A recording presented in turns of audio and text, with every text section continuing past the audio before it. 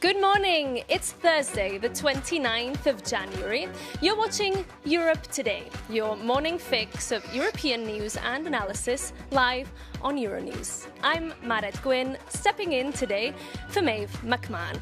Coming up on today's show, the EU's 27 foreign ministers are in town with Iran high on the agenda.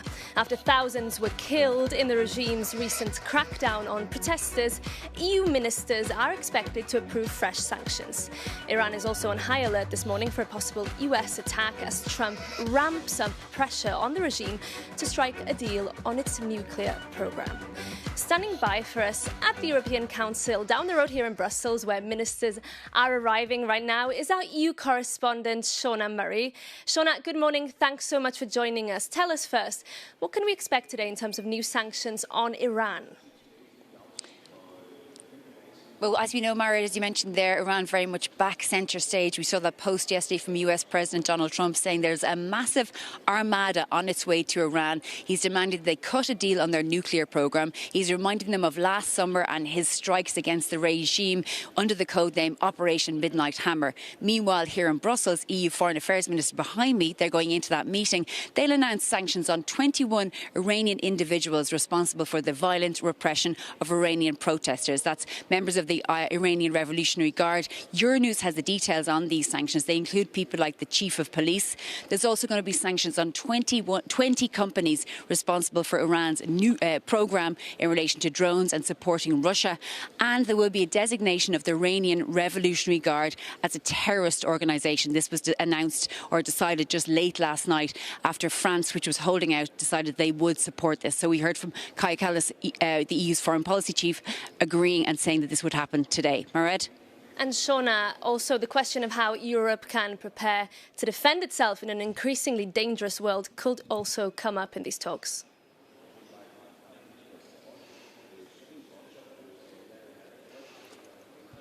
The line's gone. I believe we've lost Shauna there, but we did get that update on the sanctions that we're expecting the EU to announce, including that blacklisting of the IRGC, which is the Iranian Revolutionary Guard. We will hear more from Shauna during the day here on Euronews. But in the meantime, we'll move on, and we're now moving on to the NATO boss, Mark Rutte. His comments earlier this week have divided opinion across the continent. Our Jakob Janus has been taking a closer look at who Mark Rutte really is. Mark Rutte is on fire. And his message to anyone who thinks the EU can survive militarily without the US? Keep on dreaming. You can't. And there is backlash, but Rutte doesn't care. Why? Because he's the only European who speaks Trump's language. But when he takes off his glasses, who is he really? Meet Teflon Mark. He was the longest-serving Dutch Prime Minister because absolutely nothing sticks to him. He went from riding a bicycle in The Hague during his premiership to flying constantly across the Atlantic to put out NATO fires. And meet the pianist. He gave up his dream of becoming a musician because he claimed he wasn't good enough. But he mastered a different instrument called consensus. With the Greenland clashes testing the alliance, he's working overtime to keep 32 nations in tune, while Washington keeps trying to change the sheet music. And Brussels calls him the Flying Dutchman, not because of the myth, but by constantly flying back and forth to the White House. He is a top collector of miles and more points. Finally, meet the good cop, complimenting Trump's bad cop. The man who once led Europe's frugal four, refusing to spend a single extra euro, is now pressing Europe to spend 5% of its GDP on security. And then there is the daddy issue. He once joked that Trump is the daddy of geopolitics. Well, judging by the leaked text where Rutte praises him, it seems Mark is trying very hard to be his favorite child. But Mark, being Trump's favorite is a hard job. And I am sure our friend Elon can tell you something about it.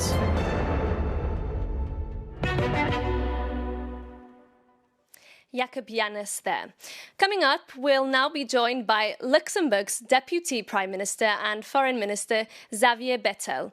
He led the country for a decade up until 2023, and he's, of course, a very familiar face here in Brussels and will be representing Luxembourg at the Foreign Affairs Council later today. Minister, thanks so much for calling by. It's great to have you here with us in the studio. Thank you for the invitation. So I know you have a packed agenda today. Let's start maybe with Iran, because we are expecting some tougher decisions by the EU today to clamp down and put pressure on the Iranian regime. When you go in a meeting, you hope, but you wait till the end to be happy. So I hope that we will be able today to agree, because we need unanimity to put, for example, the Guardian of the Revolutions on a terrorist list. We need unanimity to take sanctions. We need unanimity to take a list of persons, of entities. But it seems we had 2 or 3 days ago still some countries hesitating, that we moved forward the last 48 hours and that we will be able to have a strong signal for the Iranian population today. And this is the right signal, according to you, despite what it could mean for the diplomatic channels. Do you think this is the right move? The fact is we don't have that many moves. We are not working like the USA are working to send an armada and to have the armada waiting to bomb. And what do you make of those threats that we've heard from Trump yesterday? Everything is possible. The fact is, I learned one thing. I was Prime Minister for the first years of President Trump, and now he's again the president.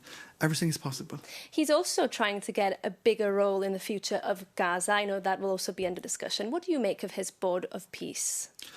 The fact is, if every progress for stabilization of the situation and a ceasefire and a final ceasefire, not a permanent ceasefire, not temporarily, and then a strong government and support to build up Gaza is something I support. But the problem is now, for the moment, we have a parallel UN. We have, in fact, a new private body, if I could say, who will decide about the future of the territory. So it's a bit special, and the Palestinians are missing. You have the Palestinians not around the table when it's going to be about their territory. You have a president, even if he's not president anymore, who has a veto right at life. And then you have Russia sitting around the table when it's a boat of peace, you just called it. I just want to remind that Russia is an aggressor in Ukraine. And so to give the feeling that they are peacemakers is a bit special too. So you think this is less about the Palestinians and their future, more about Trump trying to supplant the UN? The fact is, if it helps, I don't want to make everything bad. If it brings positive aspects on the ground in Palestine, I will help these points. But we need Palestinians around the table. But the fact is that Trump is a businessman. He wants to have results, quick results. For him, the UN is too complicated. But, I'm coming from a small country. If international law and international regulations are non-respected anymore in future, and it's the power of the strongest and the biggest, this is not good for me. And also for a lot of other countries, not good. He has been challenging the very rules on which the international order is now based. But with Ukraine, he has managed to get Russians and Ukrainians around the table. Does he deserve credit for that? And shouldn't Europeans be doing more to get directly involved in these peace talks? I just want to remind that he was the first one to take President Putin out of the isolation, bringing him to Alaska, where everybody was saying we need to show that we don't want to work with him. So he was the first one. We need a talk. Someone able to talk with Russia. But the fact is, I just want to remind that he said, I think it was 48 hours when he was coming in office, that he would find a solution. And a solution cannot be humiliation of Ukrainians. Too many people died. It's time for direct talks with President Putin. Should Europe be sending an envoy to these talks? If we don't have talks, we want to find solutions. I had talks with President Putin and President Zelensky 3 years ago when I was still the Prime Minister, and every week, and we had good talks. But I have to admit that I had some pressure from other European countries who didn't want me to have these talks. They told me, is Luxembourg to be able to have these talks? That's a big error, because this is it's the question of human relations, not the question of the size of the country who makes a difference.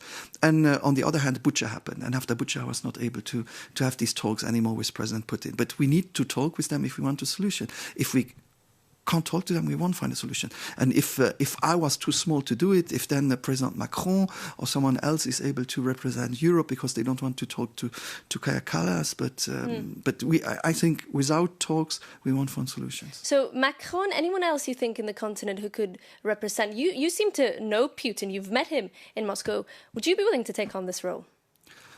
I don't have the ego to say that I'm the right person to do it, but if people are convinced that I could be helpful, I will do it in any position. I don't need to be on the front of the scene. I can do it also on the back. When I had talks with President Putin and President Zelensky, I didn't speak that much about it. But then when there was a press statement from the Kremlin, it was difficult to deny anything. So, but if I can be useful, I love to be useful, but I don't have the ego to say that I'm needed.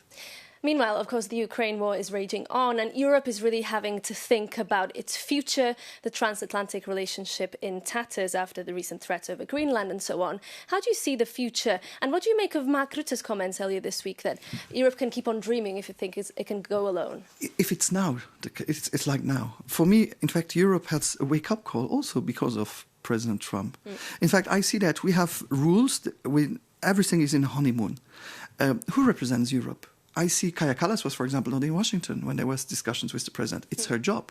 So I think it would be important to see how we could have also legitimacy that for the next European elections, or the president of the Commission or the president of the Council should be someone who's got the legitimacy also from the electors. That would be in elections and they could be directly elected. So to be the one who can try to form the next Commission, and then they still need a majority in parliament, but so that we have a president of Europe who is really the strong person. We are absent. There are discussions in some countries about Ukraine. Okay. Europe is not there. We're going to have to leave it there, Minister. Thank you so much. We hope to get you back in the studio very soon. Now, moving on, public backlash is growing in Italy over the US's decision to send officers from its ICE immigration agency to the Winter Olympics next week.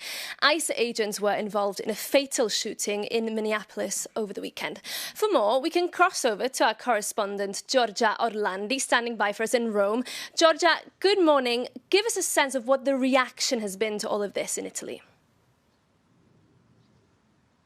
Good morning. Well, it all started last Tuesday when members of Italy's main opposition party in Lombardy's regional council held a formal protest against the decision to deploy ICE agents at the Milan Cortina Winter Olympic Games. They were holding posters reading "ICE out, ICE no thank you." That pretty much aligns with what Milan's mayor Beppe Sala had to say about that. He said that those agents are not welcome in Milan. We know that AVS, another party, launched a petition which has already gathered around 50,000 signatures. Criticism has also come from Italy's main ruling coalition. And we know that those ICE agents have been deployed at major sports events in the past, not just in the US, but abroad as well. The US Department of Homeland Security said that those agents would not be taking part in immigration enforcement operations in foreign countries. Despite all these assurances, though, the protest has not died down. Two ICE protests have already been organised in the next few days by centre-left organisations and trade unions. The main argument behind the protest, though, is that Giorgia Meloni is perceived as too accommodating towards President Trump and the United States. This is what centre-left parties say, and she has shifted her tone recently, trying to, well, when she described those Trump threats over Greenland as a mistake. But clearly, when it comes to high-profile events such as the Olympic Games, with Italy being under so much scrutiny and international exposure, well, the issue risks turning into a major reputational problem for Meloni and her government if the protests continue. Okay. Giorgia, thank you so much. And that brings this edition of Europe Today to an end. Thank you for tuning in. For more on today's stories, do head over to our website, euronews.com. We'll be back, same time, same place, tomorrow. See you then.